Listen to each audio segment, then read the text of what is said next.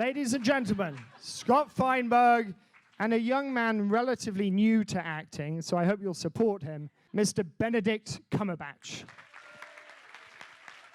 On behalf of everyone here, and especially BAFTA, thank you for doing this. We're very happy to have you. And I think just to begin with, I'm curious, do you remember the first time you acted in any capacity, even just fun around the house or something? And then was there a moment or an incident or something after which you knew that this was what you were going to do with your life?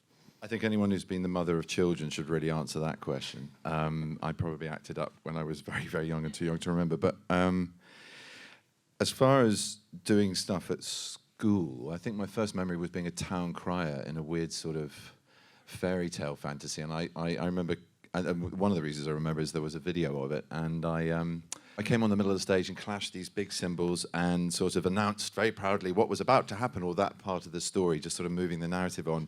But when I watched it back of the video, I did that, and then I stopped in the middle of the stage whilst the other people were coming on and just turned around and looked at it instead of getting off stage. But I think my early acting memory is probably that. And I remember it being a big hall. I can't remember where it was, but it felt big and quite scary. So yeah, I think that's honestly my first memory. Although I'm often reminded of a time when I was in a nursery play and I played Joseph, and apparently, I mean, you saw a lot of clips of me getting very angry, so maybe that was a seed for it, because apparently I pushed Mary off stage because she was taking too long. And then poor Mary, whoever it was, everyone laughed. I mean, it's terrible. I haven't done that to a leading lady since. Well, Kira maybe a bit in The Imitation Game, but, you know, no, I'm joking. Well, you know, people may or may not know that you went and got a master's degree at the Professional Theatre of the London Academy of Music and Dramatic Art. I just wonder if you can talk about what the biggest takeaway from that was, and also I know, you know, often actors are asked to describe their method or their technique, their approach, and I know that you have an opinion about this, which was interestingly reinforced by one of your co-stars. So I would just like to ask you about that. I mean, I try not to go in with one specific technique, because every job is so unique in its different requirements. So there's a focus and there's an understanding and approach to work which is sort of universal. And there are givens. There are certain parameters you have to work in as an actor.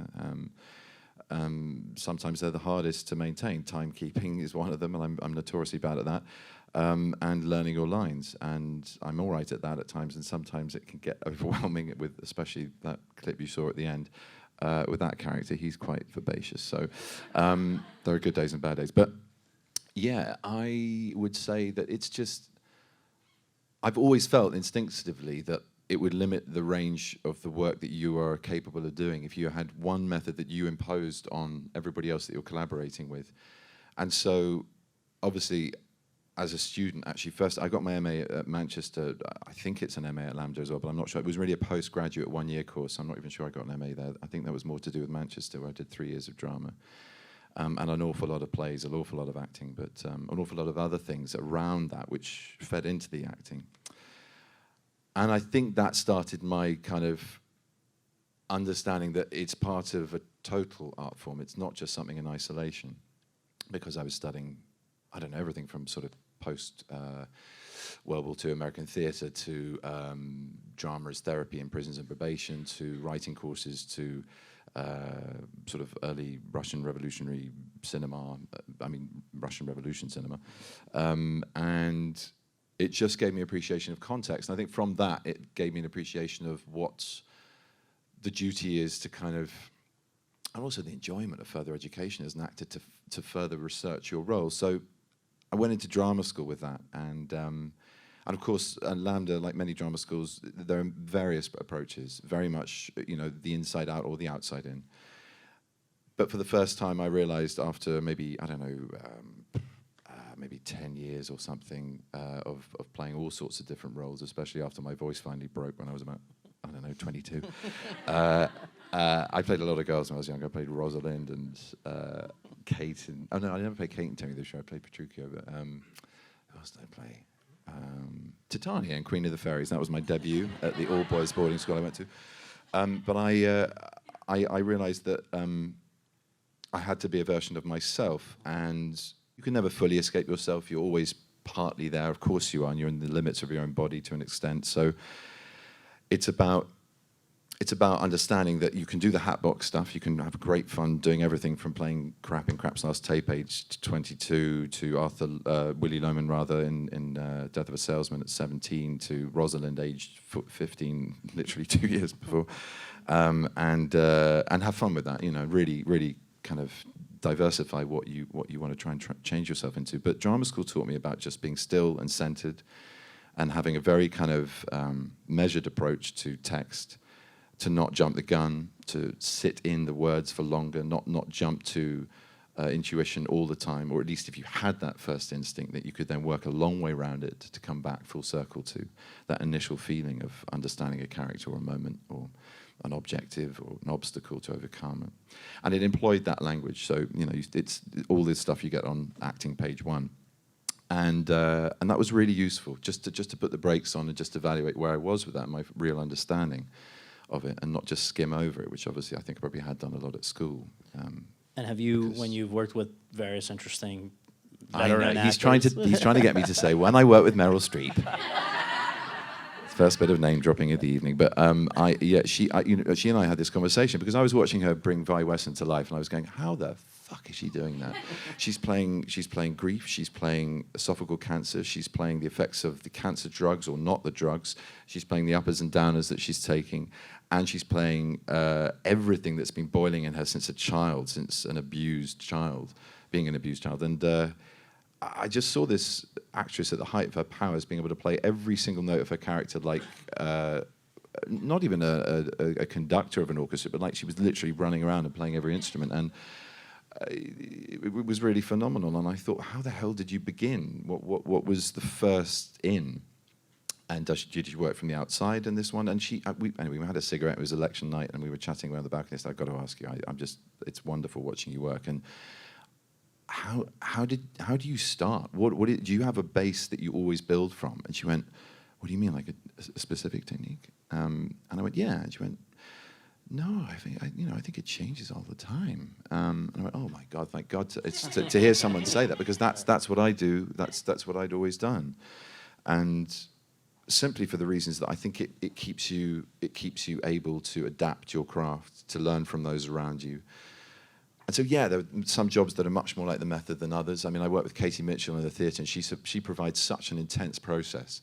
You don't need to have gone to acting school in order to be able to be in one of her productions. She gives you such a kind of complex, multiply led kind of focal point to hook your character on, whether it's the temperature of the room, whether it's the sound that the neighbour's dog's just made, whether it's the memory that the photograph that's not even on the set but that you've talked about in rehearsal is giving you as you look across the room to the counter to the left of the wife you're talking to, lying about the fact that you've been fired. I mean, just all this stuff, to the point that we got to first night, and it was a real shock having an audience for a start. It was just like, that happened, and I was like, why? That's not funny, because in my mind that's something very, very different.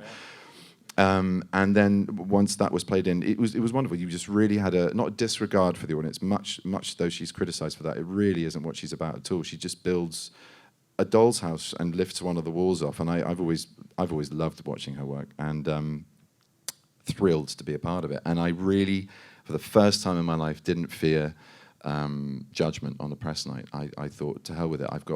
And that's really what it all should be about anyway. You know, you should just be committing to the work and not worrying about the perception of it. You've made that compact with the director and your fellow actors, and it's about carrying that through. And it's not just about press night, it's about building to that last performance. Every day you're making new discoveries and moving it forwards within certain confines. You're a character, you've got certain tactics you can employ to overcome your obstacles, but you can't just suddenly bring in something you could do as another character. You can't just deduce the shit out of it like Sherlock if you're someone who has a little lower IQ and is not so kind of focused as that man is.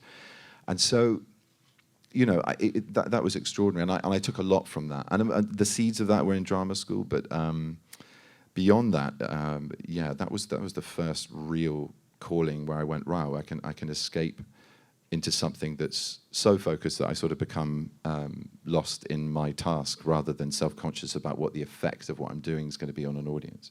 And in terms of just on a day-to-day level, what do you feel brings out the best in you? Would you be somebody who responds well to a lot of rehearsal or prefers not to? Would you be somebody who, in the case of film or TV, you know, if you're asked to do many takes, is that something you appreciate? Or, you know, sometimes people say it maybe takes some of the spontaneity out of it. Where do you fall? I like doing a lot of takes. Yeah? Yeah, I'm really bad at that. I'm really bad. It doesn't mean that I do a lot of good takes. It just means I like doing a lot of takes. Right. But I mean, I don't know, and various rhythms come in with different characters and situations. You know, some directors have said your third's your best. First is the warm-up, second you're getting used to it, and the third you is good, and then everything else you're trying to chase that third one. But I mean, on other jobs, it's the 18th sometimes. I can't remember what my record is. It's pretty heinous, whatever it is. As far as rehearsal goes, to go back to the first part of the question, absolutely. I mean, when it comes to film and television, it's a luxury, especially television. But it's sort of essential because you get to a point where you have some concrete grounding for what you're then stepping into, so you can tackle the day's work when there are going to be technical difficulties, running out of time, or light, or cameras not working, or whatever it may be. Then when you have to just hit the ground running, have that in you, and also you can play, you can have fun, you can evolve it because you know you've got that kind of bedrock of preparation, and also that you're in collaboration with everyone else you're working with. You're not on a solo flight, and that's really rewarding. And again, I suppose that comes back slightly to method. I think for me, if I'm locked off doing my own thing, and there's certain days where you have to do that. The brig scene in Star Trek, I couldn't play Scramble with Friends with Zach and Chris. I had to go, now I'm going to go into my corner and think about my shit and why that's more important than their shit. I mean, no, we just, sorry. Wow, so articulate. But, you know, it's that thing of just being in opposition to people. You can't, sometimes you have to build a little bit of a cocoon of concentration. The second of the third series of Sherlock, I have this massive monologue in the wedding scene, and that was, it's intercut with loads of flashbacks, but it's basically a sort of schizophrenic one-man show, and we did it for 5 days, so I really had to pull myself out of any kind of jollity, of which there was a lot. I mean, an awful lot. It was great fun. They had a lot of fun without me. So bastards. when you first entered the workforce as a professional actor, what sort of a career did you envision for yourself as far as balancing it or not balancing it between theater versus television versus film? And then can you take us back to the decision that came, I think, maybe 3-4 years ago, where you were offered an opportunity to go to Broadway with a play that you'd already been a part of, and it was a very difficult decision for you, but you elected not to do that because of sort of an idea of where you wanted to take things. So it was a very selfish decision as well, because it affected a lot of other people. I did do it 8 months before we were supposed to go, but apologies to Nancy Carroll and Adrian Scarborough and Thea Sharrock. I just wanted to mix it up all the time. I mean, my theatre training at LAMDA was a classical English theatre 1-year course and a postgraduate course, which I really enjoyed and got a lot out of. But you know, that was it. That was the main focus, because I thought, a little bit old-fashioned in my kind of understanding of it, I thought that what the great actors that had been ahead of me had done and inspired me to do, was the idea of starting out in the classics, then maybe a modern play or two, then a few roles in television, and then, you know, getting a film role, but keep going back to theatre. And that is what I've done. That is kind of what I've tried to do. The unhappy accident of that play being such a huge success was it came at a point where I thought, Christ, I've actually got some momentum in a medium where it's much more of a closed door. There's a very little long-term memory. It's much more immediate. Your currency's something you really have to kind of work on in film quite fast to a degree. I'm saying this in everything I say tonight is contradictory. I know that, but it's just, I guess that's what a personal conversation is, really. It's just a point of view. But every time I say anything, I'm thinking, but the opposite is also very true. That's the kind of, that's my head. You're getting into my head. It's great being me. So, yeah,